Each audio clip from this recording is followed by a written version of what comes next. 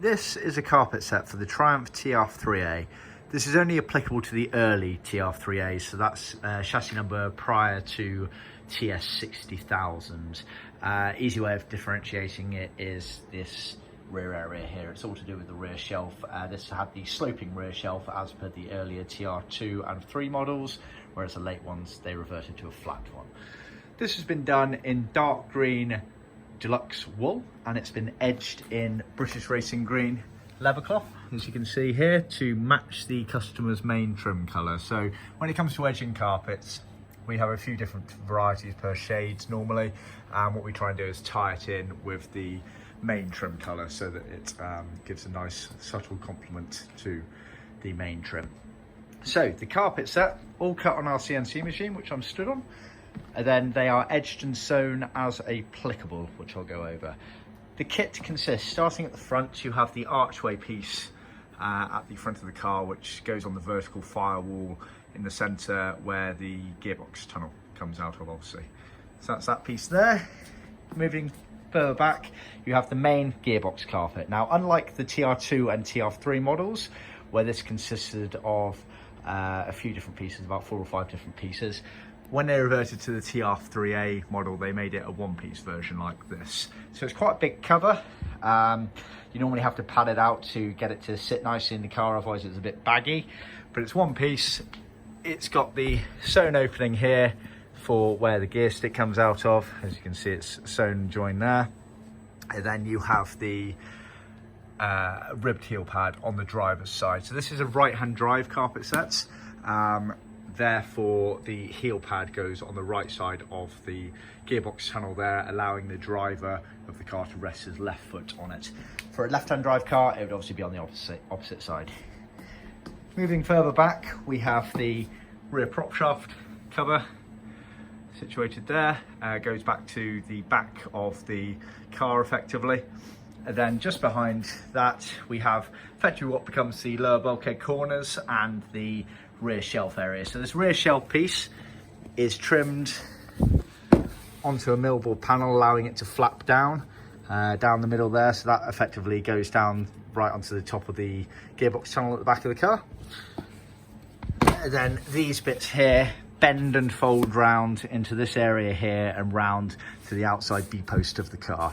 You get a pair of those. Going back to the front, you have a pair of A-post kick panels. Obviously that's the left-hand side there and the right-hand side here.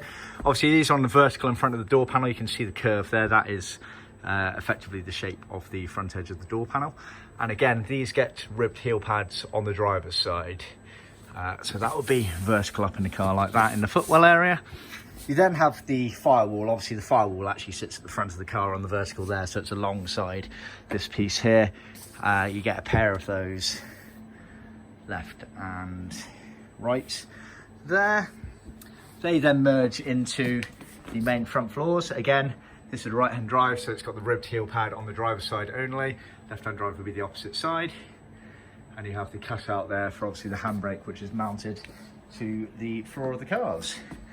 Moving further back, you have the rear floor carpet, so the bits that are directly underneath the seats that the seat bolsters through effectively, and they have the cutout obviously there for where the wheel arch starts bending down into, so you get a pair of those.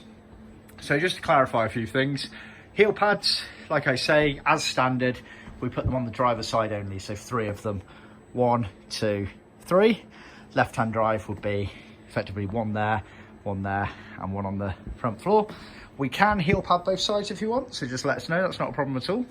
And edging.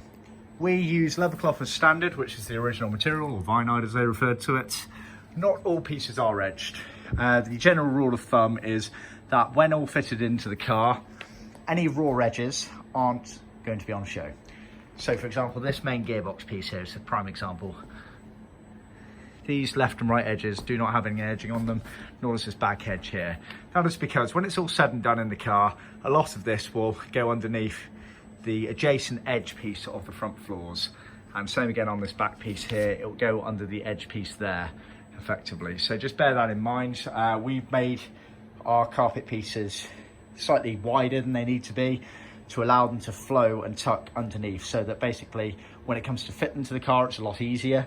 You know, these cars were not exactly consistently made, but also it means that when you're driving along and you get slight movements with the carpets in the car, you're not going to start seeing any of the felt or bodywork underneath, because we have made them slightly wider and therefore it allows that tolerance in there. So this has been done over years, 40 years worth of us supplying these kits and feedback from professional trimmers and enthusiasts alike. So we know what we're doing with these Triumphs. We've been doing them a long time.